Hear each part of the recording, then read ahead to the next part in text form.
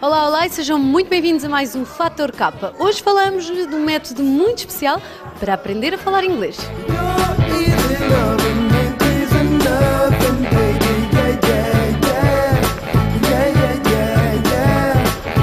Hello. Hi.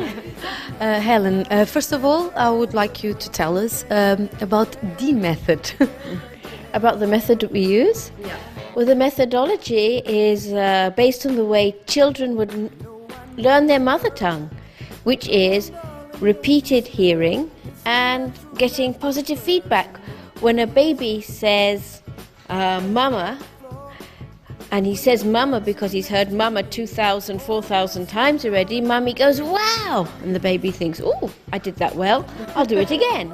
But mummy doesn't say, well, that was okay, now say something else. She goes, wow. And that's how children learn their mother tongue. And with us, the children have background CDs or soundtracks that they hear at home every day, twice a day, while they're eating, playing, moving around, going to bed. And they meet once a week in a learning centre, and the teacher teaches them the meaning, but through games and activity and movement and song and story, and all in English. And he does this in a positive way. The child is never wrong. The child, even if he makes a mistake, like say the child says dog instead of cat, the teacher will say cat, and the kid goes cat, and he goes wonderful. That's on the simple level. How and when did you develop the method? Okay.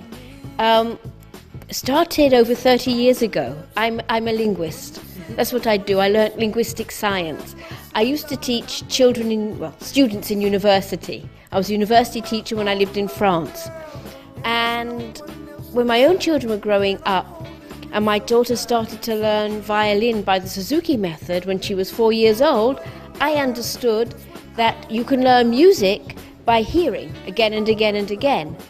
And in fact, the book I wrote on my methodology is called The Music of Language, because we can teach in the same way we can teach language. I am big and I am little. The mouse is little, the horse is big, the duck is little, and the cow is big. How do you teach a 3-month-old child to speak English, because they don't even know how to speak Portuguese? It's really easy.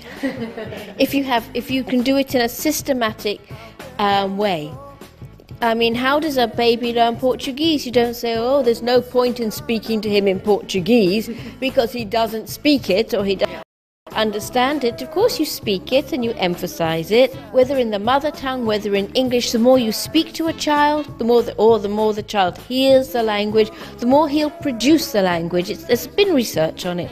Mothers who say, oh, I don't really speak to my kid much because what's the point, doesn't understand, even in Portuguese, then their kid's not going to speak much. Yeah, sometimes they answer in Portuguese, and I saw that the teacher here, she didn't mind that sometimes she said, what is this? And he answered in Portuguese and not in English, but she automatically... If this was a class of 10-year-olds or 12-year-olds, the teacher would say not in Portuguese. But this age, of course, they're not going to do that. They'll just give the English and keep going with the English. They have much more exposure to Portuguese. Portuguese is more natural, and these kids have been doing it for longer. But the English is there too. Some people get confused about how to teach the kids a mother language, you know. Sometimes they say that if I teach my kid more than one language at a time when they are very young, it might confuse them. How can you explain to them that it isn't just true? It's not true. Children can be exposed to 2, 3, 4, 5, 6 languages in a systematic manner. They'll learn it and they won't get confused. Kids are so clever.